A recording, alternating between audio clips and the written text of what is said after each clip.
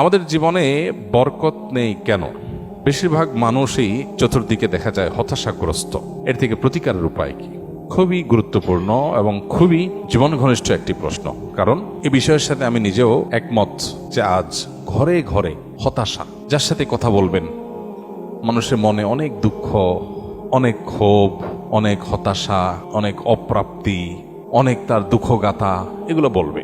কি নারী, কি পুরুষ, কি শহরের, কি গ্রামের, কি দেশি, কি বিদেশি, সব মানুষে দেখবেন নানা মানসিক যন্ত্রণায় আছে, মনোবেদনায় আছে, অনেক কষ্টের মধ্যে আছে, অনেক দুঃখের মধ্যে আছে। তো এই পরিস্থিতির কারণটা কি এবং এটা থেকে উত্তরণের উপায়টা কি? এর উত্তরে প্রথমে বলতে চাই যে এটি মূলত আমাদের বস্তুবাদের প্রভাবে যে মানসিকতাটা তৈরি হয়েছে, আমাদের যে মেন্টালিটি তৈরি হয়েছে এই বস্তুবাদের প্রভাবে, ভোগবাদী এই পৃথিবীর এই সভ্যতা, এই সমাজের প্রভাবে, সে মানসিকতাই হলো এর জন্য প্রধানতর দায়ী, আসামি। একজন ঈমানদার, ঈমানের যে তাড়না আছে, প্রেরণা আছে, সেই প্রেরণা দ্বারায় অনুপ্রাণিত হয়ে তিনি যদি তার জীবনকে পরিচালনা করেন, তিনি যদি ইসলামকে সত্যিকার অর্থে ধারণ করেন, অনুধাবন করেন, বুঝেন, উপলব্ধি করেন, তাহলে তাকে কখনো এই জাতীয় হতাশা গ্রাস করতে পারে না। কেন? কারণ প্রথমত ঈমানদার জানে এই পৃথিবীটা চূড়ান্ত কোনো বসবাসের জায়গা না। এটা একটা নির্দিষ্ট পিরিয়ড পার করে চলে যাওয়ার জন্য আমার অনন্তকালের যাত্রা সামনে আসছে। সো এখানে যদি আমি ভালো থাকি আলহামদুলিল্লাহ, না থাকলে তার জন্য এত একেবারে ভেঙে চুরে পড়ার কিছু নেই। আমার আসলটা তো সামনে আসছে।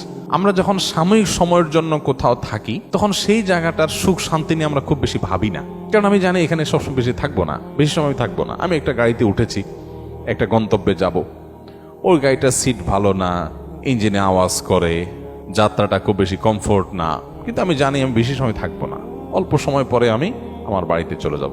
তো আমি ওটা নিয়ে এত মাথা ব্যথা করি না, কারণ এখানে আমি টাইম পাস করছি, জাস্ট গন্তব্য, আমার মূল গন্তব্যে যাওয়ার জন্য এটাকে ইউজ করছি মাত্র। অতএব এটা নিয়ে এত অরিড থাকে না। আমাদের বেশিরভাগ মানুষের এই যে হায় হায়, নাই নাই, খাই খাই একটা ভাব। মহিলাদের সাথে কথা বললে দেখা যায় তাদের জীবনের দুঃখের শেষ নাই, দুঃখের কোনো শেষ নাই। কি দুঃখ?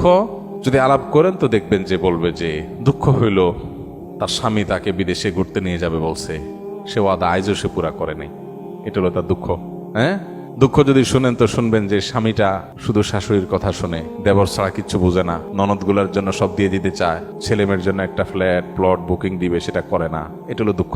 পুরুষদের সাথে যদি বসেন, দুঃখের কথা জিজ্ঞেস করেন তো বলবে যে হুজুর বড় কষ্টে আস, বড় কষ্টে আস, দুঃখের শেষ নাই। কি হয়েছে? ব্যবসা বাণিজ্য ভালো না, একটা বড় একটা ধরা খাই, যেখানে হাত দিয়ে সব শেষ হয়ে যায়। ওই লোকেরই বাসায় যায় দেখেন 5 পদ দিয়া ভাত তরকারি রাইন্দা খাইতেছে, বুড়ি বুঝ করতেছে। আপনারা দাওয়াত দিয়ে দেখবেন 7 পদ খাওয়াইতেছে, কিন্তু ওনার অনেক দুঃখ। কিসের দুঃখ?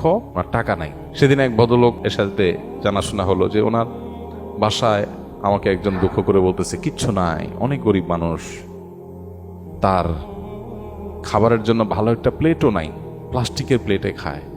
আরে এত কষ্ট।